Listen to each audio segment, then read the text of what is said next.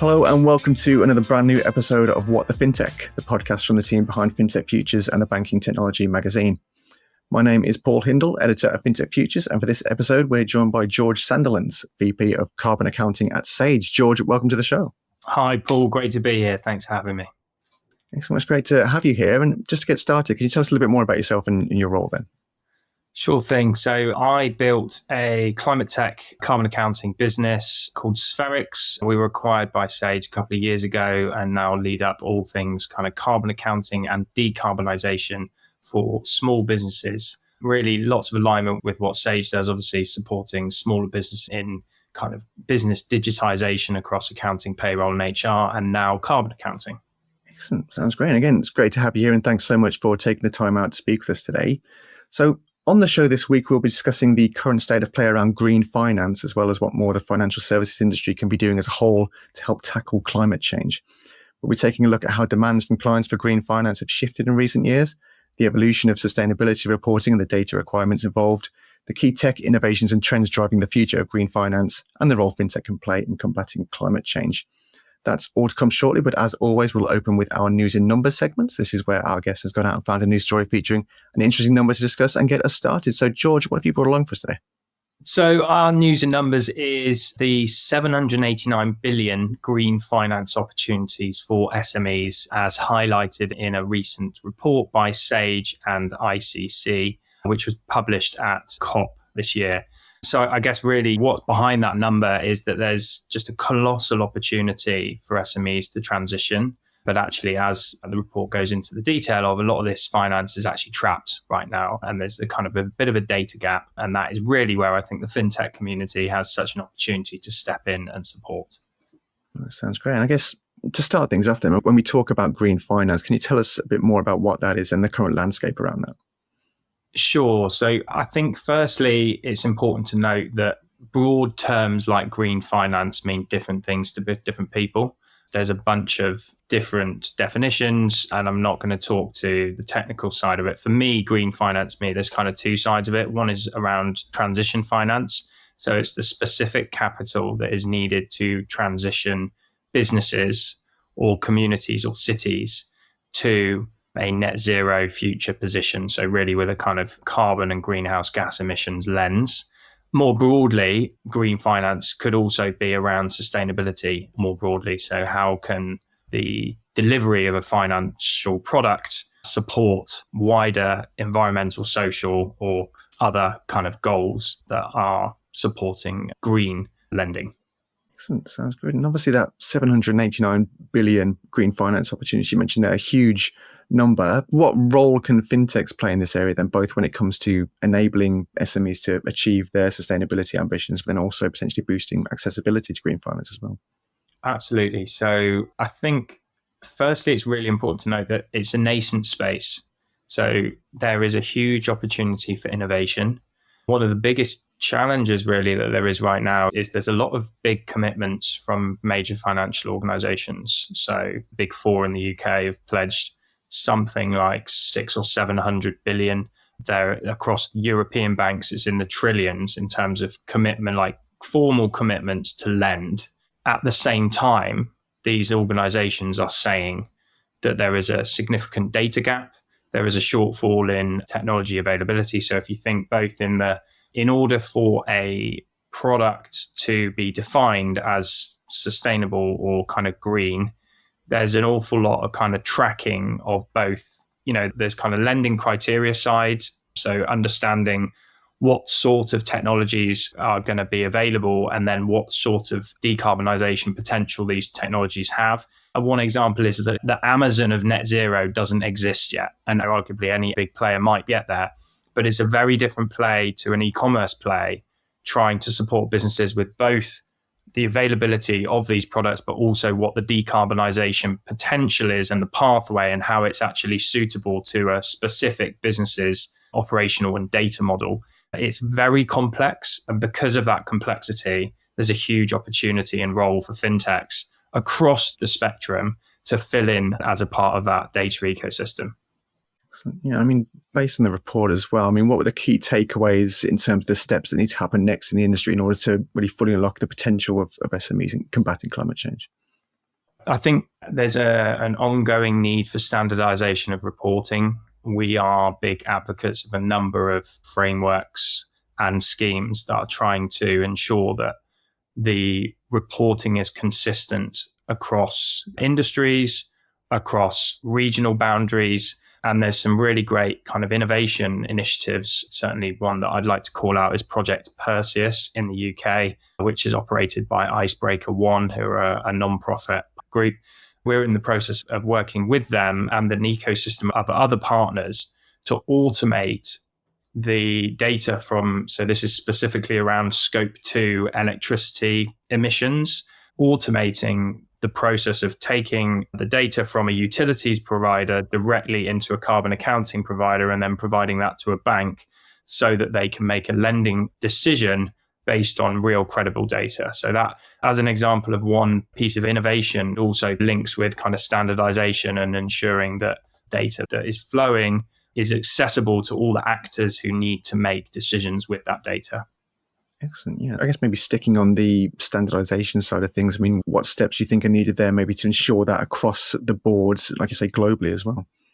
Yeah, I mean, in the words of Mike Berners-Lee, who is one of the eminent carbon accountants, it's a wild west out there right now in terms of the data related to carbon emissions, greenhouse gas reporting. It's a mess, frankly. There's all kinds of challenges.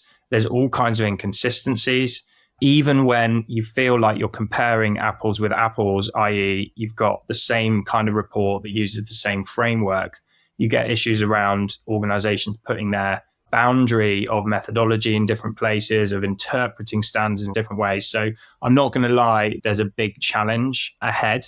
Reverting back to your point around how can fintech play a role in this, there's a huge role to be a part of the ecosystem. There's also a lot of work going on, as I said, ensuring that standardization aligns. The UK have a bunch of frameworks. In the European Union, there's an organization called FRAG who are behind the CSRD regulations. And within that, there's a bunch of kind of carbon and greenhouse gas reporting requirements. There is the wider IFRS, sort of the global international frameworks. So there's lots of good work going on, but there's also specific silos. And I think right now what we're hearing, especially with regards to SMEs, is that they don't really know what to listen to or where to follow. And there's lots of kind of conflicting information. So our job at Sage on behalf of our customers is really on trying to make that as simple as possible, trying to advocate for simple, clear standards, and also for reducing the burden on smaller businesses, whilst also recognizing that some data provision is going to be necessary in order to provide them with the opportunity to play a part in the net zero future.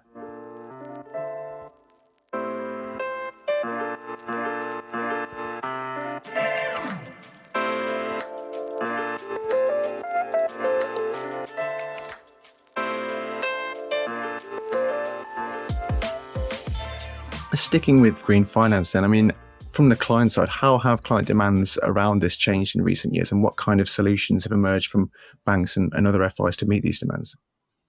Yeah, I think, as I just aforementioned, the regulatory standards for carbon emissions and decarbonisation are evolving quickly, but equally in terms of them coming into force, is years away.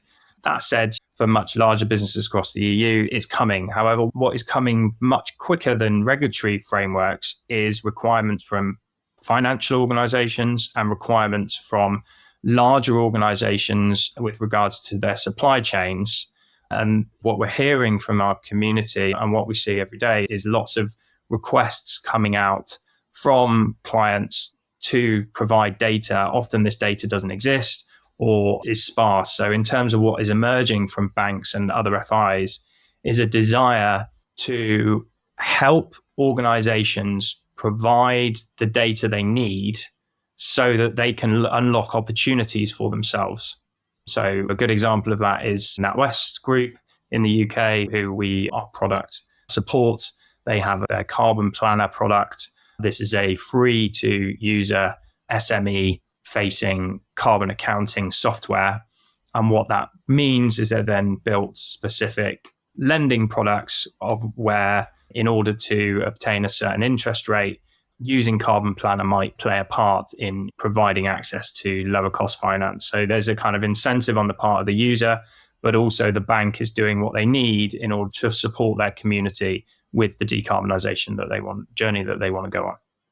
Excellent. Yeah, and I guess building on that, I mean, you've touched on a few things already, but what new technological innovations do you think are the big ones that are really driving change in the green finance space at the moment?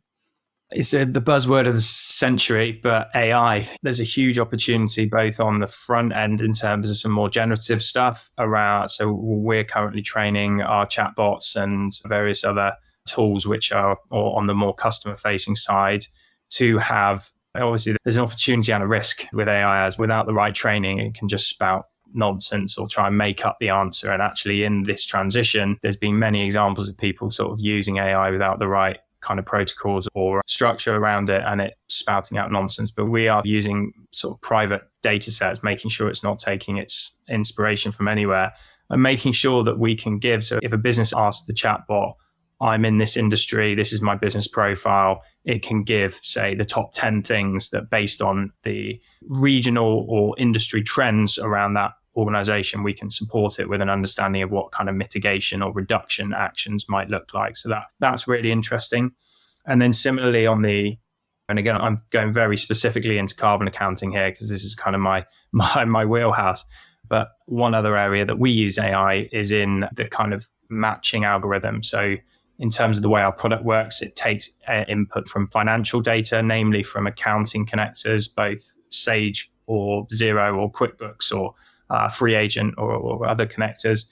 We take that data in. We obviously look at the structured data. We've got a ledger of financial information, which has the merchant. It will have potentially nominal coding. It might have some notes around where you bought it. It might have none of those things. It might have an invoice attached. And effectively, that string of data goes to our AI team, and they use a bunch of really clever techniques to ensure at a line item level, we are getting the most appropriate and accurate carbon conversion factor. So if the AI team matches back to a hierarchical categorization taxonomy, and then we link that back to the available emissions intensity factors, which are published by various data sets. So that whole process of the automated categorization is extremely innovative and cutting edge and constantly evolving, but it also importantly saves the users from having to do any of that input themselves. So what's really great in this space right now, especially in SME carbon reporting, is we've gone from a place where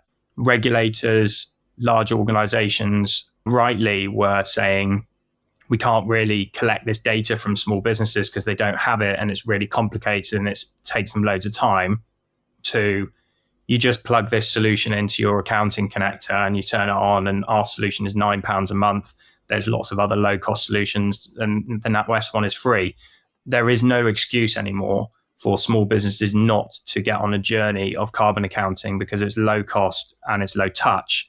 But at the same time, behind the scenes, we're putting in the effort to ensure that it's accurate and it's quality and it aligns with all the various regulatory standards that are coming in.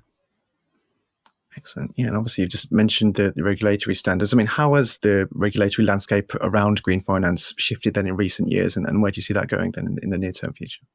Yeah, it's a fast evolving space. The regulatory framework, I guess, is kind of for banks, by banks, is a voluntary framework currently, but all of the regulators are nodding towards it in terms of the more kind of forceful side of regulation actually coming into force around this is PCAF, which stands for the Partnership for Carbon Accounting Financials.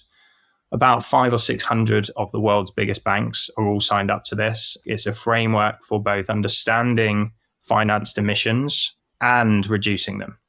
So organizations signed up to PCAF are required to, or suggested that they effectively need to reduce the finance emissions by 50% by 2030 and at a net zero position by 2050, which is kind of in line with all the SBTI, so Science-Based Targets Initiative standards and the wider international frameworks that are evolving. One of the challenges around financed emissions is that, so for example, mortgage loan books are particularly vulnerable because if a bank has a leveraged position against lots of households, and those households are really low efficiency, And therefore, in a future where energy is costing a lot more money and where actually we need to be smart about both the way we produce energy and the way we consume energy, there's a material risk on the balance sheet related to assets which are not efficient. And so there is a drive for organizations, and not just in property, but we're doing a lot of work with Alaka Bank at the minute. They have a lending thesis of properties that have a higher EPC, they will provide a lower interest rate to. Super simple. So the EPC rating is the energy performance of the building. There's some challenges with actually the energy performance certificate process in itself, but I won't go into that because it's not about buildings. But at a high level, I think this really demonstrates climate leadership from Alaka, but also it shows a shift of the way in which banks are starting to think about their financing. Excellent. Yeah, I guess building on that as well, I mean, looking ahead, what key trends do you think will shape the future of green finance? My main point would be data. So the trend that's emerging is that up until quite recently, most decisions about ESG, in inverted commas, ESG kind of bonds, ESG lending, green finance, sustainable finance, transition, call it whatever you want, have been made on aggregate data and very abstract data that lacks quality. And the banks will tell you that. There is a lot of nonsensical data and there is a lot of abstraction to the point of irrelevance, in my view. What's happening now is there's a bunch of organizations coming into this space providing high quality, primary, genuine data. And as previously mentioned, the Perseus project is a good example of sort of cut out the noise and the estimates and the aggregates and go, how can we get to real customer data? Now, there's a tension going on. There is, on the one hand, some organizations, and there's a persona around banks where they're okay with the aggregates and they're okay with the challenges, and they know that some of it is nonsensical, but they're going to make decisions on that anyway. And I think that's fine. And I guess if you work backwards from a transition lens and you say, actually, we're going to look at, instead of looking at, say, the business's emissions, we're just going to look at the emissions potential of the products. So, for example, we're going to focus on these particular types of solar panels, which we know have this decarbonization potential, and we're going to lend against them. We're going to lend against these heat pumps, and we're going to lend against, and that's a valid strategy, right? Working backwards from like, this is our lending thesis, and this is our criteria, and this is the stuff that you can borrow against if you're a small business or a large business or whatever. The other side of persona is, and there's a few people on both sides, is kind of, well, that's all very well, but actually, if we're not tracking the genuine different delta between their position of pre-loan and post-loan, then we can't actually prove or demonstrate. You've got this aggregate concept, but we don't know whether their utility of those products was in line with the estimates.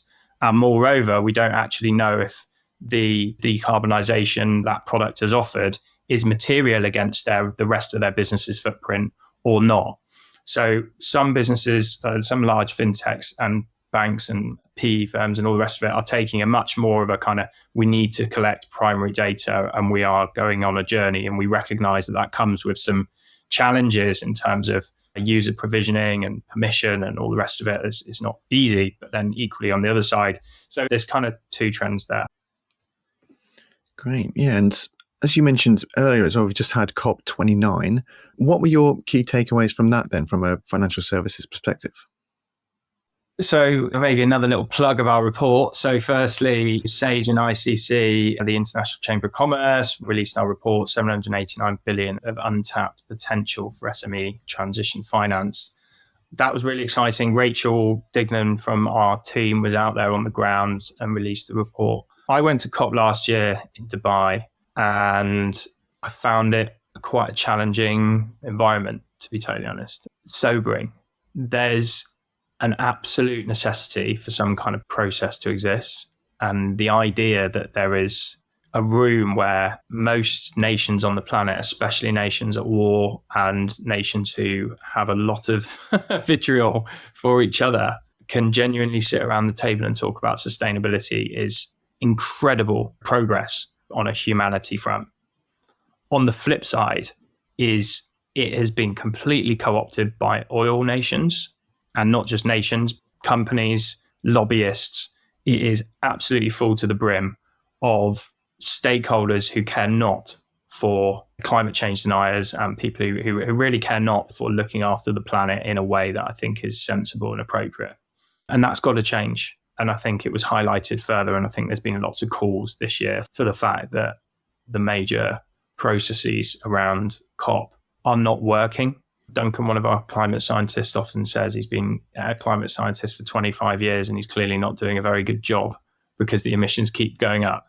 And I think the same could be said. Obviously, that's a tongue-in-cheek comment, but there is a lot of organizations and individuals out there genuinely putting their heart and soul into making something work. And making something work is really hard. And I actually think we would probably be on a far worse transition upwards if we didn't have the COP process in place. As I said, at the same time, I think now is a time to have some real rational thoughts around what's next. I don't know what the answer is because I'm a kind of eco-optimist, but I also think that there's some really hard challenges coming up around value extraction, around leaving oil in the ground, and there's not easy answers to it because there's always another state who's willing to do something that the international consensus says no to. So it's going to be a really challenging process in the years ahead. Right. And from the financial services side, I mean, what can the industry do more of, do you think, to help tackle climate change? Commitments are great, but following through with them is better. So I think it's really encouraging to see the large organizations, some of which have been heavily involved in funding the climate crisis, to make bold claims about trying to pedal that back. Amazing. Great work.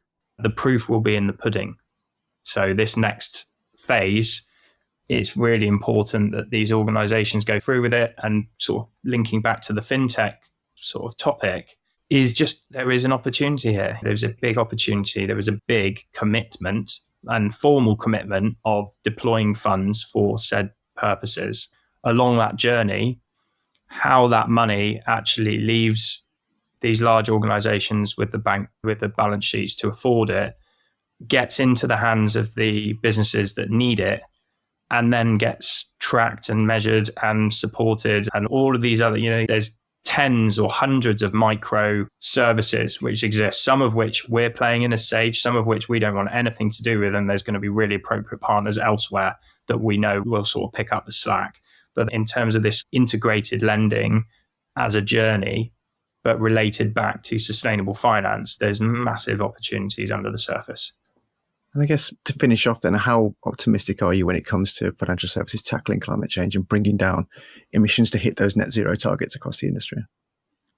As I said, I'm an optimist by nature because I think the opposite is not a fun place to exist. If you look at broad signals of human prosperity, even in light of recent political events, recent geopolitical instability, and some really challenging scenes going on globally, in terms of statistics, things are still moving in a really positive direction. And I think it's sometimes easy to forget that in light of the way that sensationalism and outrage fills our screens. And rightly so, because there's some horrific stuff going on in certain places in the world. In terms of the transition and in terms of financial organizations' opportunity to be there, they're making commitments. And as I said, that's a really great start. I have confidence that a lot of people are going to work really hard to make it work. But there are big challenges. There are still people out there, intelligent adult people who disagree that climate change is real. I don't quite know how, because the science is just absolutely crystal clear. But for some people, it seems to resonate with their socioeconomic position and they just don't really care for it. And therefore, they find reasons to believe lies and false narratives. And I really hope that the very small amount of people that are in that camp are kind of pushed to the sidelines and we listen to the science that is abundantly clear that we need to make changes in the way that humanity exists. And there is a transitional way of us doing that. And actually, we have the technologies and we have the ability, and we just need political will. So yeah, as I said, there's some really strong early stage signals from lots of fintechs, lots of banks, and the proof's going to be in the pudding in the years ahead.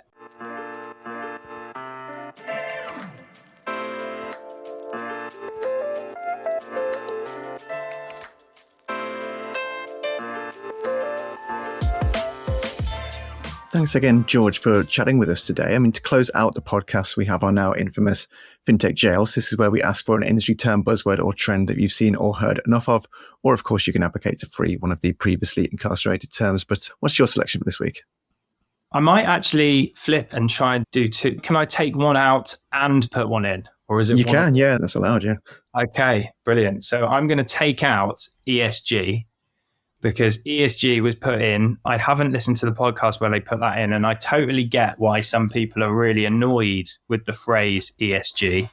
But unless you've got a better term, I mean, maybe sustainability covers it. It's still a well-used term. As a framework, it makes sense. E is the environment. There's a bunch of things that sit under that. Social is around, social justice, people, the employees, all of that side of things. And governance covers tax and whistleblowing and other things that organizations might do that is either good or bad. And I think as a framework, it's really useful for us to have a way to talk about the way and moving on from kind of CSR, which it kind of used to be corporate social responsibility. We've actually got a framework, and there's a bunch of subheadings across each of the three parts, and fully recognize that it's had a lot of backlash. There's a lot of people who maybe disagree with it, but we need something.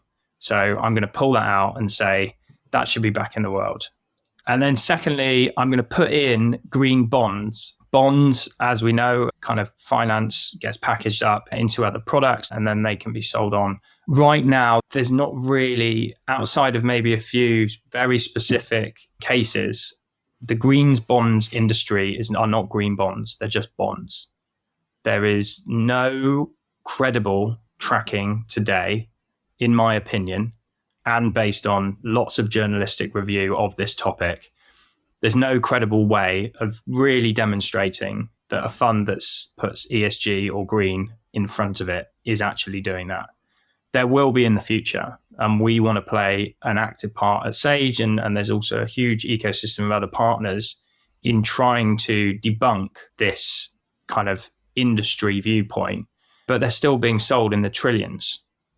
So I want to stick that in jail and say it's going to come out of jail. So I'd love a future podcast attendee to pull that out of jail maybe in a few years' time, once we've got to a place where there's some credible data behind the headlines. Excellent. Yeah, well, I think that's actually a similar thing with what happened with ESG. Actually, I think ESG was put in the jail with the hope that somebody would eventually break that one out. So more than happy to let that out. And yeah, I mean, green bonds. So what steps do you think are needed next there? How do you see that developing in financial services going forward?